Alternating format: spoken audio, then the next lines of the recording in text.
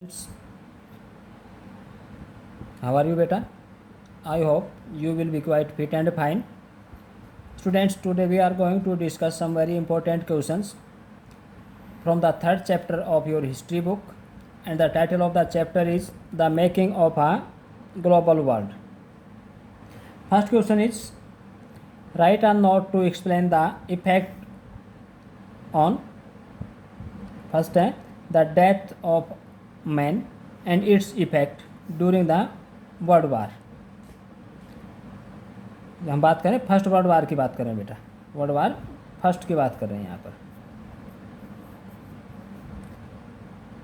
कि first world war में जो बड़ी संख्या में पुरुषों की मौत हुई, व्यक्तियों की मौत हुई, उसके क्या प्रभाव पड़े, उसके क्या इम्पैक्ट रहे, क्या इफेक्ट रहे.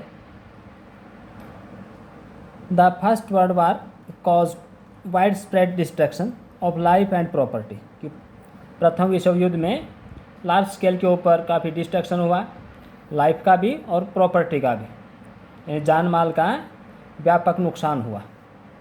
It caused unprecedented devastation. Unprecedented होता है बेटा अभूतपूर्व, तो पहले कभी ना हुआ हो, और डेवेस्टेशन होता है तबाही, बर्बादी. तो इस युद्ध के कारण अभूतपूर्व बर्बादी हुई, नुकसान हुआ. Millions of people were killed, लाखों लोग मारे गए. बाउंडेड, जख्मी हुए. एंड डिसेबल्ड और अपाहिज हो गए ड्यूरिंग द वार, युद्ध के दौरान. But most of the killed and bounded were man of working age. Man of working age का मतलब वो व्यक्ति जो कि काम करने वाले थे, जिनकी आयु काम करने के लायक थी. तो ज़्यादातर वो लोग मारे गए इसमें, या जख्मी हुए या डिसेबल्ड हो गए जो काम करने वाले थे. These deaths and injuries reduce the able bodied work force in Europe. तो इन मौतों ने क्या किया, या जो इंजरीज हुई उसने क्या किया, कम कर दिया. किसको? The able bodied work force. जो सक्षम व्यक्ति थे या सक्षम जो कार्यशील जो व्यक्ति थे, उनकी संख्या को कम कर दिया यूरोप के अंदर. तो काम करने योग्य थे उनकी संख्या कम हो गई, वर्क फोर्स कम हो गया. With fewer numbers with in the family, जब परिवार में संख्या कम हो गई कमाने वालों की. House hold income declined after the war. तो युद्ध के बाद घर की जो इनकम थी वो डिक्लाइन हो गई, रिड्यूस हो गई, कम हो गई, या कईयों की तो बिल्कुल फिनिश हो गई, ख़त्म हो गई. कंसिक्वेंटली एज अ रिजल्ट, परिणाम स्वरूप women were given jobs and some working people were welcomed from other countries. इसका नतीजा क्या निकला, रिजल्ट क्या रहा कि जो जॉब्स केवल मैन डोमिनेटेड थी, वहाँ पर महिलाओं को भी, वीमेंस को भी मौका दिया गया, और दूसरे देशों से आने वाले लोगों का भी स्वागत किया गया. नेक्स्ट क्वेश्चन देखिए बेटा, the great depression on the Indian economy. तो इसमें भी हमने इफेक्ट देखने हैं कि जो ग्रेट डिप्रेशन का जो दौर था 1929 से 1934 तक का, उसका इंडियन इकोनॉमी पर क्या इम्पैक्ट पड़ा, क्या इफेक्ट रहे. In 1929 the whole world was gripped by a fearful economic trouble which continued up to 1933. तो 1929 में पूरा विश्व एक खतरनाक जो आर्थिक समस्या थी उसमें फंस गया. ग्रिप होता है पकड़ में आ जाना, उसे ग्रिप पकड़ना होता है पैसिव फॉर्म में, तो पकड़ में आ गया, घिर गया ऐसी समस्या से, जो कि 1933 तक चलती रही. 1933 तक ये समस्या लगातार बनी रही. The world did not have to face such a gigantic problem before this. और विश्व को इससे पहले इस प्रकार की किसी समस्या का, इतनी खतरनाक समस्या का सामना नहीं करना पड़ा था.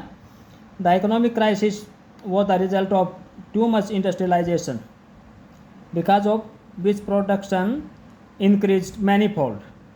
और इकोनॉमिक क्राइसिस का जो मेन जो कारण था वो क्या था, ओवर प्रोडक्शन. ओवर प्रोडक्शन किसके कारण, मच इंडस्ट्रियलाइजेशन के कारण. ज़्यादा औद्योगिकरण हुआ, औद्योगिकरण के कारण प्रोडक्शन काफ़ी तेज़ी से बढ़ा, कई गुना बढ़ गया. मैनीफोल्ड मीन्स कई गुना बढ़ गया, और इतना बढ़ गया कि उसको कंज्यूम करना, उसको डिस्पोज करना मुश्किल हो गया. But to dispose this commodities was very difficult, परंतु जो उत्पादन हो रहा था कम्युनिटी अपनी वस्तुएं, जिन चीज़ों का उत्पादन हो रहा था, प्रोडक्शन हो रहा था, उसको डिस्पोज करना, उसको कंज्यूम करना मुश्किल था, खपाना मुश्किल था। This world wide crisis is known as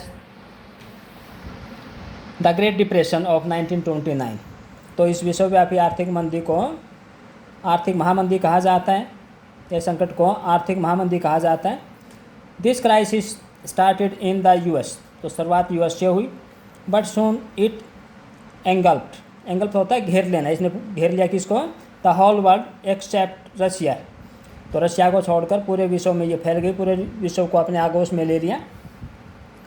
the effect of this crisis on the Indian economy were as follow, तो भारतीय अर्थव्यवस्था पर इसके क्या इम्पैक्ट पड़े, क्या इफेक्ट रहे, क्या प्रभाव पड़े।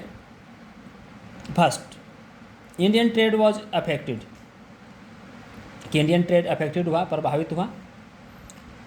India's export and imports nearly halved, लगभग आधे रह गए इम्पोर्ट भी और एक्सपोर्ट भी बिटवीन 1928 एंड 1934, तो इस अवधि में आयात निर्यात लगभग आधा रह गया। Next, wheat prices in India fell by 50%, तो इनकी कीमत भी, गेहूँ की कीमत भी आधी हो गई, 50% मीन्स हाफ। किस दौरान, the duration between 1928 and 1934। Peasants and farmers suffered more than urban people, जो शहरी लोग थे उनकी तुलना में जो पीजेंट्स और फार्मर थे उनको ज़्यादा कष्ट उठाने पड़े, क्योंकि शहर में रहने वाले लोग किसी न किसी जॉब में लगे हुए थे, उनकी सैलरी फिक्स थी, रेगुलर थी, और सस्ती, जब सब चीज़ें सस्ती हो गई तो उसी पैसे में और ज़्यादा सामान खरीदना उनके लिए आसान हो गया। तो the agriculture production prices fail sharply, हालांकि जो कृषि उत्पादन की जो कीमतें थी वो तेज़ी से गिरी।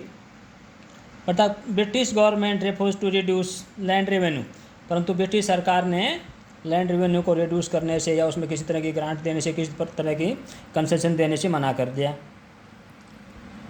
The jute producer in Bengal fell deeper and deeper in डेब्ट, तो बंगाल के जो जूट प्रोड्यूसर थे वो लगातार कर्ज में डूबते चले गए। It was so because the price of raw jute had fallen more than 60%, और कारण क्या था कि जूट की जो प्राइसेस थी वो 60% से भी ज़्यादा गिर गई थी, आधी से नीचे रह गई। India became a producer of precious metals notably gold, और भारत एक तरह से जो कीमती धातु थी जैसे सोना या चांदी, उनका एक उत्पादक बन गया, और काफ़ी बड़ी मात्रा में यहाँ से एक्सपोर्ट भी किया गया गोल्ड को।